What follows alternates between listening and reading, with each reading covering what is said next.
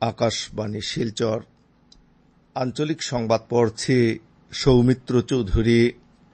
রাজ্যে গত কয়েকদিনের ভারী বৃষ্টিপাতের ফলে বন্যা পরিস্থিতির আরও অবনতি হয়েছে। এবারের বন্যায় রাজ্যের 20টি জেলার 6,40,000-এরও বেশি লোক ক্ষতিগ্রস্ত হয়েছেন। গত 24 ঘণ্টায় কাছাড়, ধেমাজি এবং তিনসুকিয়া জেলায় 4 জনের মৃত্যু হয়। এবারের বন্যায় মৃতের সংখ্যা বৃদ্ধি পেয়ে 38 হয়েছে। আকাশবাণী সংবাদদাতা জানিয়েছেন যে গত কয়েকদিনের ভারী বৃষ্টিপাত ও অরুণাচল প্রদেশের লোয়ার সুবনসিরি ড্যাম থেকে অতিরিক্ত জল ছাড়ায় রাজ্যের বন্যা পরিস্থিতি আরও জটিল রূপ ধারণ করল। মুখ্যমন্ত্রী ড হিমন্ত বিশ্ব শর্মা গতকাল গোলাঘাট জেলার বন্যা পরিস্থিতি খতিয়ে দেখেন। মুখ্যমন্ত্রী ড শর্মা বন্যার সময় স্থানীয় বিধায়ক ও মন্ত্রীদের নিজ নিজ কেন্দ্রে থেকে বন্যা দুর্গতদের সাহায্য করতে নির্দেশ দিয়েছেন।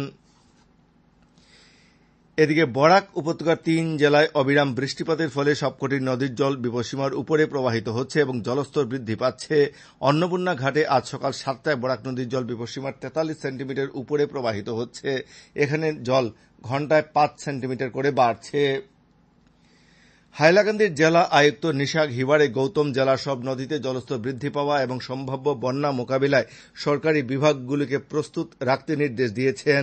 গতকাল জেলার প্রশাসনিক আধিকারিকদের সঙ্গে অনুষ্ঠিত এক বৈঠকে জেলা আয়ুক্ত শ্রী হিবারে শ্রমিক ও বালুর বস্তা প্রস্তুত করে রাখা সহ বন্যাক্রান্তরা যাতে দ্রুত ত্রাণ লাভ করেন সে বিষয়ে ব্যবস্থা গ্রহণের জন্য চক্র আধিকারিকদের নির্দেশ দিয়েছেন। এছাড়া বন্যার জলে নেমে মাছ ধরা, ভেসে আসা বাস ধরা, জলকেলি খেলা না করতে জনসাধারণের প্রতি আহ্বান জানিয়েছেন। হাইলাকান্দি জেলার ধলেশ্বরী এবং কাঠাকাল নদীর জলস্তর বিপদসীমা পেরিয়ে যাওয়ার পরিপ্রেক্ষিতে জেলায় এই দুই নদীতে থাকা ফেরি পরিষেবা বন্ধ রাখা হয়েছে। আভ্যন্তরীণ জল পরিবহন বিভাগের কার্যবাহী বাস্তুকার জানিয়েছেন যে জনসাধারণের নিরাপত্তা সুনিশ্চিত করতে ফেরি পরিষেবা বন্ধ রাখা হয়েছে। কাছাড়ের জেলা পরিবহন আধিকারিক আসাম সরকারের যানবাহন ক্র্যাপেজ নীতি 2022-এর সুবিধা গ্রহণের জন্য পুরনো এবং অযোগ্য যানবাহনের মালিকদের আহ্বান জানিয়েছেন। উল্লেখ্য, যানবাহন ক্র্যাপিং নীতির উদ্দেশ্য হচ্ছে যানবাহন মালিকদের আর্থিক সহায়তা প্রদানের মাধ্যমে আর্থিক বোঝা লাঘব করা। এই সুবিধা আগামী 31 মার্চ 2025 পর্যন্ত কার্যকর থাকবে। বিশদ বিবরণ শিলচরের জেলা পরিবহন আধিকারিকের কার্যালয়ে পাওয়া যাচ্ছে। যুব সংগঠন এআইডিওয়াই কাছাড় জেলা কমিটির পক্ষ থেকে সমগ্র দেশের সঙ্গে গতকাল শিলচরেও মোবাইল রিচার্জ ও ডাটা প্যাকের অস্বাভাবিক মূল্য বৃদ্ধির প্রতিবাদ জানিয়ে বিক্ষোভ কার্যসূচি পালন করা হয়েছে। শিলচর ক্ষুদিরাম মূর্তির পাদদেশে বিক্ষোভ কার্যসূচিতে বক্তব্য রাখতে গিয়ে সংগঠনের জেলা সম্পাদক বিজিত সিনহা বলেন যে মোবাইল এখন জীবনের অপরিহার্য অঙ্গ হয়ে পড়েছে। এক্ষেত্রে ছাত্রছাত্রীদের অনলাইনে পড়াশোনা ও বেকার যুবক যুবতীদের চাকুরিতে আবেদনের ক্ষেত্রে মোবাইলের প্রয়োজন রয়েছে। শ্রী সিনহা বেসরকারি টেলিকম সংস্থাগুলি দ্বারা মোবাইল রিচার্জ ও নেটপ্যাকের মূল্য অবিলম্বে কমানোর দাবি জানিয়েছেন। পরে জেলা আয়ুক্তের মাধ্যমে টেলিকম রেগুলেটরি অথরিটির চেয়ারম্যান অনিল কুমার লাহোটির কাছে একটি স্মারকপত্র পাঠানো হয়েছে।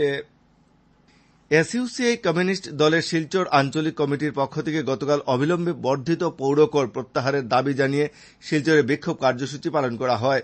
বিক্ষোভ কার্যসূচিতে অধ্যাপক অজয় রায়, দুলালী গাঙ্গুলী প্রমুখ পৌরকরের বিরোধিতা করে বক্তব্য রাখেন।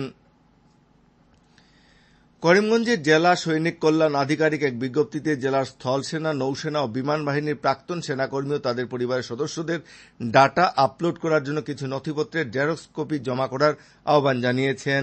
বিশদ বিবরণ জেলা সৈনিক কল্যাণ আধিকারিকের কার্যালয়ে পাওয়া যাচ্ছে। কাছাড় জেলা সর্বশিক্ষা মিশন কোঅর্ডিনেটর কার্যালয়ের পক্ষ থেকে এক বিজ্ঞপ্তিতে জানানো হয়েছে যে তাপাংয়ের কস্তুরবা গান্ধী বালিকা আবাসিক বিদ্যালয়ের 5টি পদের জন্য যোগ্য প্রার্থীর কাছ থেকে দরখাস্ত আহ্বান করা হয়েছে। যোগ্য প্রার্থীদের 11 মাসের জন্য নিযুক্তি প্রদান করা হবে। পদগুলি হচ্ছে গণিত, পদার্থবিদ্যা, রসায়নবিদ্যা, প্রাণীবিদ্যা এবং ইতিহাস। বিশদ বিবরণ শিলচর সর্বশিক্ষা আধিকারিকের কার্যালয়ে পাওয়া যাচ্ছে। আকাশবাণী শিলচর কেন্দ্রের আঞ্চলিক সংবাদ এখন থেকে আমাদের ইউটিউব চ্যানেল এআইআর নিউজ শিলচরের মাধ্যমে শোনা যাচ্ছে। এছাড়া আমাদের Facebook page all India radio news শিলচরের মাধ্যমেও এই সংবাদ শোনা যাচ্ছে। আঞ্চলিক সংবাদ এখনকার মতো শেষ হলো। পরবর্তী আঞ্চলিক সংবাদ রাত 7:45 মিনিটে।